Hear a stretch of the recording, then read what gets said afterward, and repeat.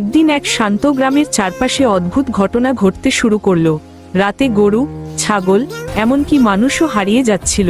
সবাই বলল জঙ্গলে এক হিংস্র দানব এসেছে, যার চোখ আগুনের মতো লাল আর গর্জন শুনলে বুক কেঁপে যায়। ঠিক তখনই খবরটা পৌঁছে গেল স্পাইডারম্যানের কানে। পরদিন রাতেই সে গ্রামে এসে হাজির। গ্রামের মানুষ ভয়ে ঘর থেকে বেরোতে পারছিল না, কিন্তু স্পাইডারম্যান চুপি চুপি জঙ্গলের ভেতরে ঢুকে পড়ল।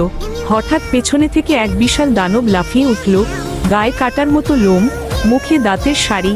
স্পাইডারম্যান সঙ্গে সঙ্গে জাল ছুঁড়ে দিল, দানবটাকে গাছের সঙ্গে বেঁধে ফেলল। তারপর তার মুখোশ খুলে দেখে ওটা আসলে এক বিজ্ঞানীর তৈরি ব্যর্থ জেনেটিক প্রাণী, যেটা পালিয়ে গিয়েছিল। সকাল হলে গ্রামবাসীরা দেখে দানবটা বাধা পড়ে আছে, আর স্পাইডারম্যান হাসি মুখে বলছে, তোমাদের গ্রাম এখন নিরাপদ। ধানের আটি। তারপর সে আকাশে জাল ছুঁড়ে উড়ে চলে গেল। গ্রামের শিশুরা চিৎকার করে উঠল, স্পাইডারম্যান আমাদের নায়ক, মাকড়সার জাল।